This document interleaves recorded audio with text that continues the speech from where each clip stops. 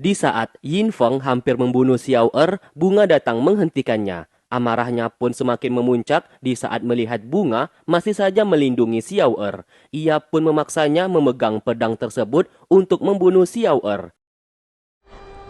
放了他，严峰，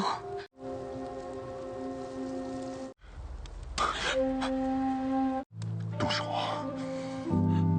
Tentu saja hal itu tidak mungkin bisa dilakukan oleh Bunga. Dan pada akhirnya ia berkata mau kembali ke dunia langit bersamanya, asalkan Xiao Er tidak dibunuh. Mendengarkan hal itu, Yin Feng menjadi sangat senang dan mengabulkan permintaannya dengan tidak membunuh Xiao Er dan meninggalkannya dalam kondisi seperti itu.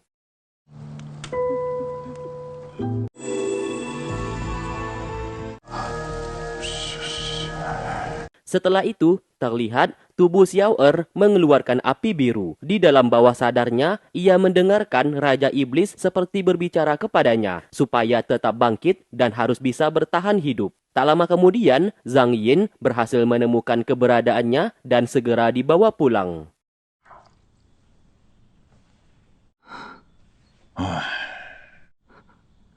若尘能好起来的。 Setelah diperiksa oleh Jitian, ternyata Xiao Er saat ini sudah kehilangan energi spiritualnya dan menjadi manusia cacat akibat terkena serangan hukuman langit. Yang tak lain si pengguna kekuatan tersebut adalah Yin Feng, si dewa buangan. Melihat itu, Zhang Yin sangat bersedih. Sedangkan Yun Feng pergi keluar untuk membuat pil obat meskipun ia tahu apa yang ia lakukan tidak akan bisa mengubah keadaan. Lantas ia memohon kepada langit memberikan mukjizat kepada Xiao Er supaya bisa bertahan hidup. 泯念垂辞。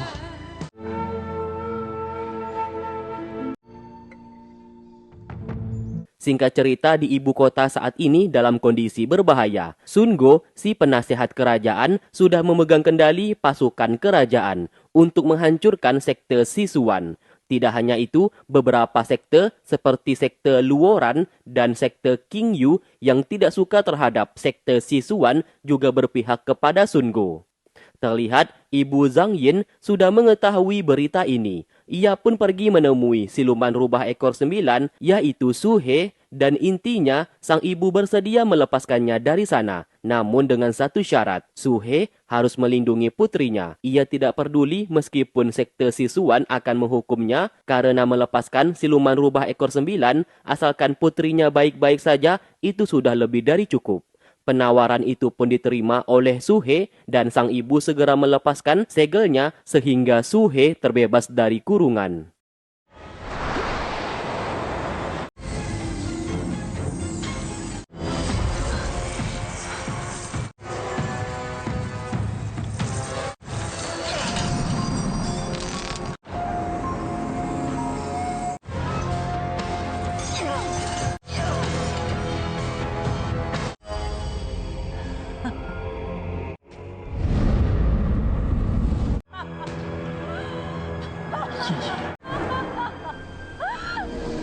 Sementara itu, King Yi menemui Raja Siluman Gunung Ming. Ia mengajaknya bekerja sama dan memberikan hadiah. Namun dengan satu syarat, Raja Gunung Ming harus membantunya menyelamatkan dua orang temannya yang tak lain adalah Xiao Er bersama Zhang Yin. Karena hadiah yang diberikan lumayan menarik, Raja Siluman Gunung Ming bersedia membantunya. Setelah King Yi pergi, ternyata ia hanya pura-pura saja. Nantinya setelah ia berhasil menemukan keberadaan Xiao Er dan Zhang Yin, ia akan melaporkan kepada Sun Go supaya Zhang Yin dan Xiao Er dibunuh. 无上得令。 Sementara itu, Yin Feng dipanggil King Xuan, ketua sekte King Su, yang meminta ia untuk ikut andil dalam menyerang sekte Sisuan. Sebab beberapa sekte yang juga membenci sekte Sisuan, saat ini mereka sudah bekerja sama. Jelas permintaan itu ditolak. Yin Feng saat ini tidak mau ikut campur dalam masalah mereka. Karena ia bersama Bunga sedang berfokus melatih energi spiritual untuk mengembalikan kekuatan Dewi milik Bunga supaya bisa kembali ke dunia langit. Melihatnya acuh tak acuh, bahkan main asal pergi saja, membuat King Xuan sangat kesal. Namun lagi-lagi, ia juga tidak bisa berbuat apa-apa, mengingat Yin Feng adalah seorang dewa. Di malam hari, Xiao Er merasakan tubuhnya tidak memiliki tenaga apa-apa. Ia pun pergi keluar untuk melatih otot kakinya. Namun sayang untuk berjalan saja ia kesulitan. Zhang Yin yang melihat itu tentu saja sangat bersedih. Ia pun ingin membantu, namun mereka berdua justru terjatuh. Momen itu dimanfaatkan oleh Xiao Er untuk menciumnya. 夜 什么呢？一花一叶动池月，时光凝结，才肯生。 山海枯竭。 Keesokan harinya, King Xuan pergi ke sekte Yunzong, yang dimana ia mengajak Jin San untuk bekerja sama dalam menghancurkan sekte Sichuan, dengan alasan sekte Sichuan sudah menipu mereka, yaitu mengatasnamakan Xiao Er sebagai dewa buangan, yang ternyata adalah palsu, dan dewa buangan yang asli berada di sektenya saat ini. Di sana, Jin San menolak ajakannya tersebut, sebab tidak mungkin ia menyerang sekte Sichuan. Meski di saat dulu, sekte Sichuan dan sekte Yunzong miliknya sempat berselisih, namun sekarang mereka sudah beraliansi. Mendengarkan hal itu, King Xuan menyadari tidak ada harapan untuk mengajak sekte Yunzong bekerja sama dengannya dan memilih pergi. 老夫要钓鱼了。 Di malam hari, Xiao Er mencoba berlatih pedang, jelas ia tidak bisa melakukan itu, untuk jalan saja ia kesulitan apalagi memegang pedangnya. Yun Feng datang menghampiri, memberikan ia semangat, sekaligus melatihnya, sebab ia yakin Xiao Er pasti bisa bangkit kembali.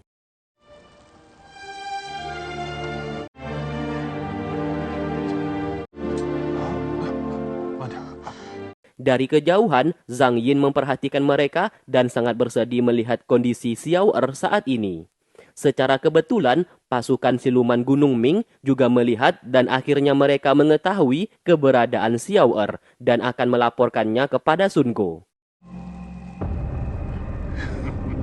Dan benar saja keesokan harinya, di saat mereka sedang mencuci pakaian, Yun Feng melihat angin berhembus tidak seperti biasanya dan merasakan ada sesuatu hal yang tidak beres akan terjadi. Tiba-tiba, Sun Go bersama beberapa ketua sekte datang ke sana dan berhasil menemukan keberadaan mereka.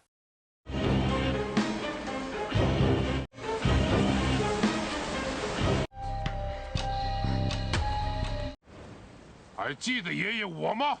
Yun Feng sebagai murid senior sekte Sichuan sudah bersumpah akan bertarung sampai mati untuk melindungi juniornya. Sambil bertarung, ia pun melindungi Xiao Er.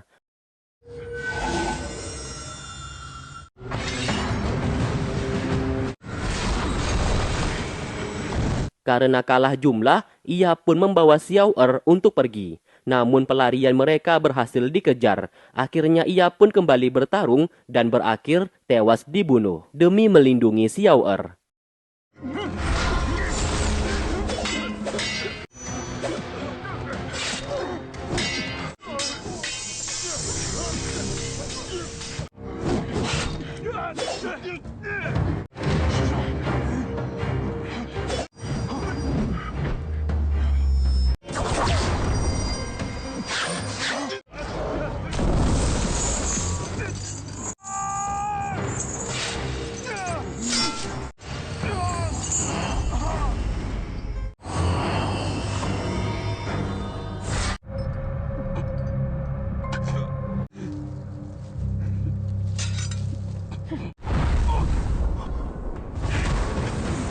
Singkat cerita, Xiao Er diikat dan ia pun melamun memandangi Yun Feng sudah meninggal dunia. Terlihat Luo Chen sangat senang karena dendamnya bisa terbalaskan dan akan segera membunuhnya.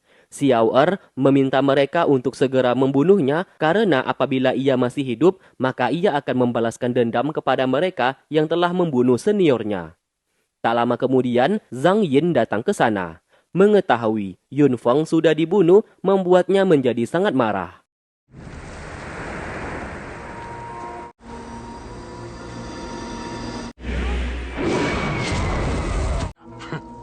有什么可帮衬的？ Dari kejauhan, pasukan siluman Gunung Ming memperhatikan pertarungan tersebut. Lalu datanglah King Yi ke sana menangkap mereka berdua dan sudah tahu mereka mengkhianatinya karena sudah membocorkan rahasia keberadaan Xiao Er kepada Sun Go.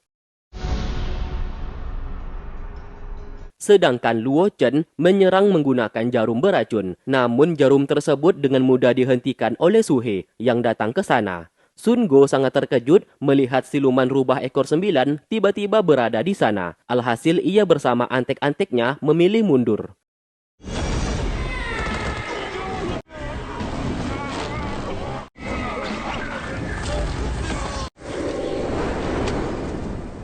Kemudian, mereka menguburkan jasad Yun Feng di atas bukit.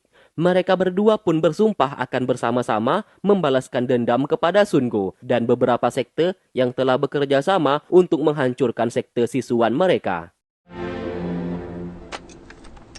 Sementara itu, Ibu Zhang Yin sudah ketahuan melepaskan siluman rubah ekor 9. Guru Ziyang tentu saja sangat marah. Namun, Ibu Zhang Yin justru lebih galak. Ia mengaku melakukan ini semua untuk keselamatan putrinya yang berada di luar dan meminta Guru Ziyang kalau mau menghukum mati dirinya silahkan saja. Berhubung Guru Ziyang ini merupakan junior dari Ibu Zhang Yin, Guru Ziyang balik ketar-ketir karena dimarahi olehnya. Maka dari itu ia pun memilih pergi dan tidak memperpanjang masalah ini lagi. Sementara itu, Zhang Yin memohon kepada Su He bagaimana caranya untuk mengembalikan energi spiritual milik Xiao Er yang kini telah menghilang. Su He menjawab, ada satu cara yang bisa dilakukan, namun memiliki resiko yang sangat berbahaya, yaitu Xiao Er harus pergi ke area terlarang siluman yang bertempat di jurang Butian dan mengambil setetes air mata Dewa Nuwa. Mendengarkan itu, King Yi berkata, jurang Butian berada di lautan Wujin tempat tinggalnya dan ia siap membawa mereka pergi ke sana. Zhang Yin sangat senang akhirnya masih ada harapan untuk menyembuhkan Xiao Er. Singkat cerita mereka pun telah tiba di lautan Wujin.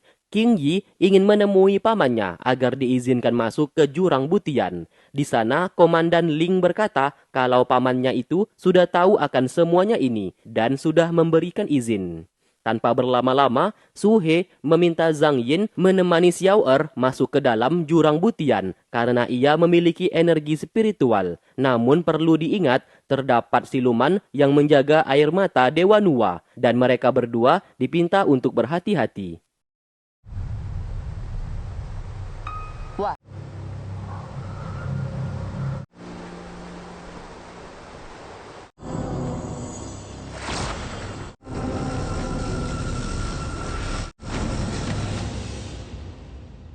Setelah portal pintu masuk jurang Butian dibuka, mereka berdua pun masuk ke dalam. Xiao Er melihat tiba-tiba ia berada di rumah lamanya. Sedangkan Zhang Yin berada di sekte sisuan, tempat biasa ia dihukum apabila melakukan kesalahan. Di sana ia bertemu dengan nenek tua siluman berbahaya yang dikatakan oleh Su He. Xiao Er ternyata juga bertemu dengan nenek tua itu yang berada di dalam rumah lamanya. Tanpa basa-basi, Zhang Yin mengungkapkan maksud kedatangannya saat ini untuk meminta setetes air mata Dewa Nuwa untuk calon suaminya yang bernama Xiao Er.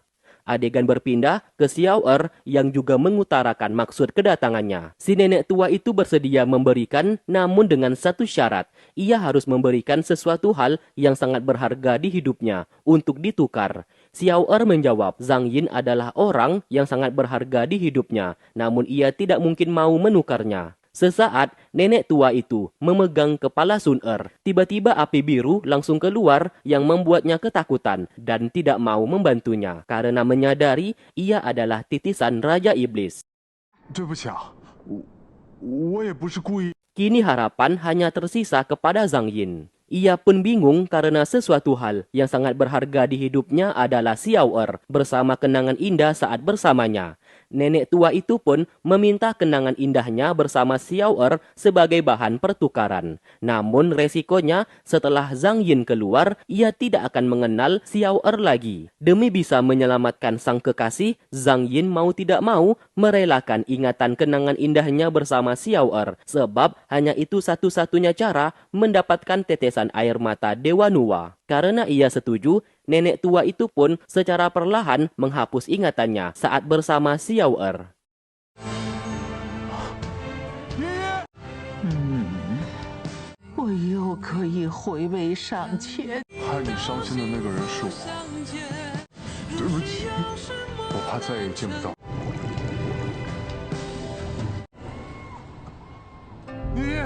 Sementara itu, Xiao Er yang sedang mencari keberadaan Zhang Yin tiba-tiba merasakan energi spiritualnya sudah kembali dan mampu berjalan tanpa menggunakan tongkat lagi. Di saat hampir terjatuh dari jurang, Komandan Ling datang membantunya.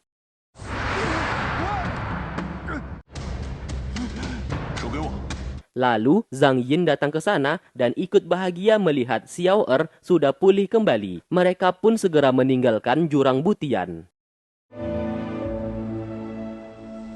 Setelah keluar, hal yang tak disangka terjadi. Zhang Yin mengingat semua orang kecuali Xiao Er. Bahkan ia marah di saat Xiao Er ingin memeluknya. Melihat itu, mereka semua pun menyadari Zhang Yin sudah menukar ingatan kenangan indahnya bersama Xiao Er sehingga Xiao Er sudah ia tidak kenal lagi demi mendapatkan air mata Dewa Nuwa. Mengetahui hal itu, tentu saja Xiao Er sangat bersedih. Ia pun berusaha memaksa Zhang Yin untuk mengingatnya kembali. Namun tiba-tiba Zhang Yin merintih kesakitan dan pingsan di tempat.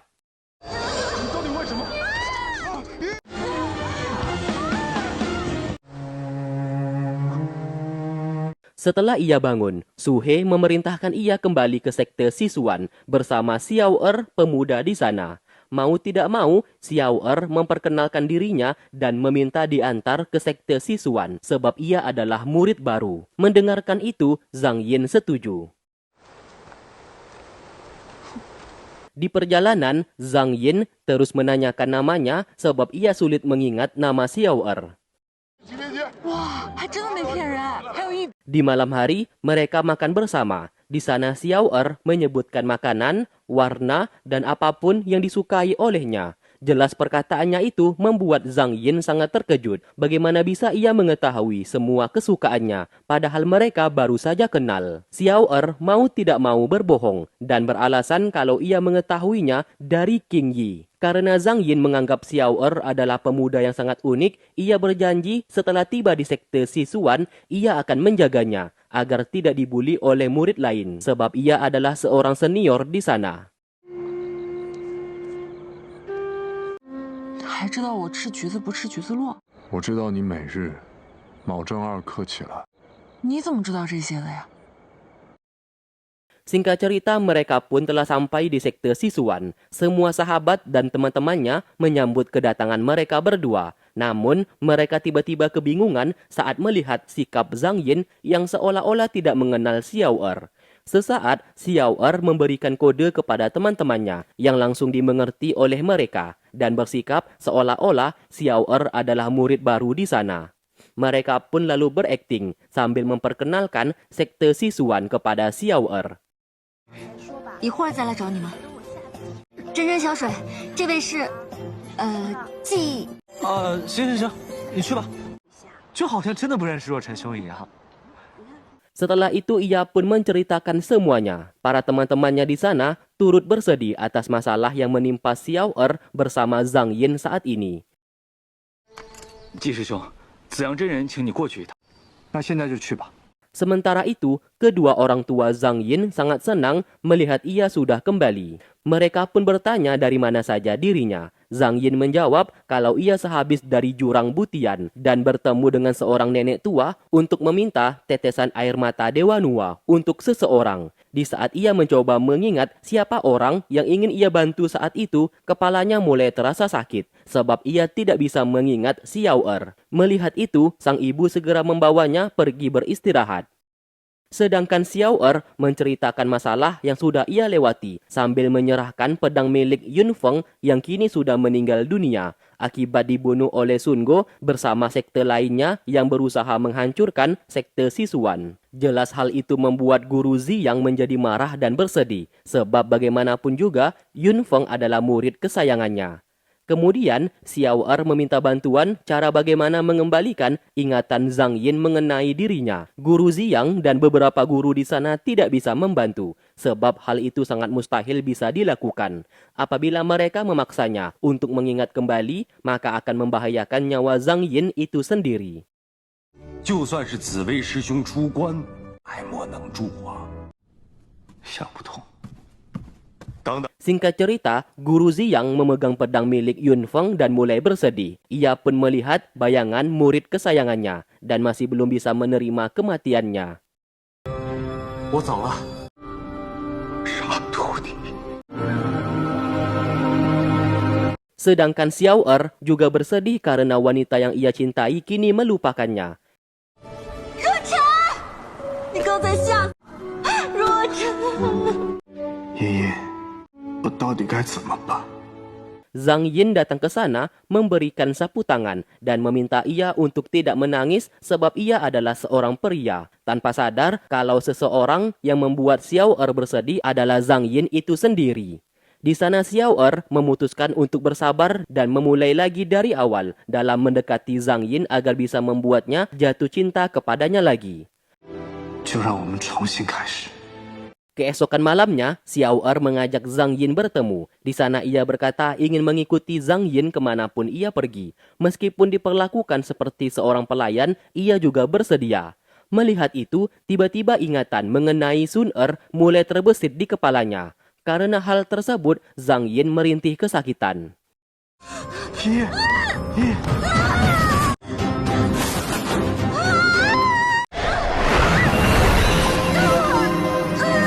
Su He lalu datang ke sana untuk membuatnya jauh lebih tenang. Karena hal itu, Zhang Yin kembali lupa kepada Xiao Er dan tidak mengenalnya lagi. Inilah risiko yang harus diterima apabila memaksa Zhang Yin untuk mendapatkan ingatannya kembali. Semakin dipaksa, maka ia juga akan kembali lupa kepada Xiao Er. Su He kembali menjelaskan kalau ia tidak boleh melakukan hal itu lagi sebab apabila Xiao Er terus memaksa, maka Zhang Yin akan mati. Apabila ia mencintainya, Xiao Er disuruh untuk menjauhi dan melupakan Zhang Yin.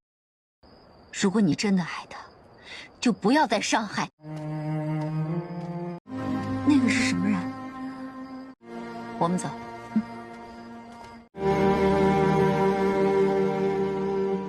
Keesokan harinya, Xiao Er dipanggil oleh Guru Ziyang. Ternyata, Zi Wei, pemimpin sekte Sisuan, telah selesai dari kultivasinya. Ia sudah tahu masalah yang terjadi saat ini. Meskipun tidak ada harapan untuk membuat Zhang Yin mendapatkan ingatannya kembali, namun itu bukanlah akhir dari segalanya. Sebab Guru Zi Wei memiliki sebuah cara. Lantas, Xiao Er dipinta mengeluarkan api biru. Sambil menjelaskan, api biru adalah kekuatan Raja Iblis. Namun itu semua tergantung dari si penggunanya. Kalau Xiao Er adalah orang jahat, maka api biru bisa berubah menjadi jahat. Namun apabila ia adalah orang baik dan memiliki hati suci, maka api biru juga menjadi baik, mengikuti kemauan si penggunanya. Xiao Er dipinta melatih api biru tersebut, supaya jiwa dari api tersebut bisa terlahir kembali. Apabila berhasil, maka ia bisa membuat Zhang Yin mengingatnya kembali. Untuk melatihnya, Xiao Er disuruh pergi ke wilayah Tanah Terlarang Tiga Alam. Di sana nantinya terdapat menara yang bernama Menara Asura. Ternyata inilah alasan Guru Zi Wei membawanya masuk ke dalam sekte Sisuan. Bukan karena ia adalah dewa buangan, namun Xiao Er adalah titisan Raja Iblis yang ingin ia ubah menjadi orang baik dan memiliki hati suci. Dengan begitu, api biru di tubuhnya tidak membuat kehancuran tiga alam. Baru saja Xiao Er ingin bertanya kapan ia bisa melatih api biru tersebut, tiba-tiba Guru Zi Wei langsung mengirimnya ke wilayah Tanah Terlarang Tiga Alam.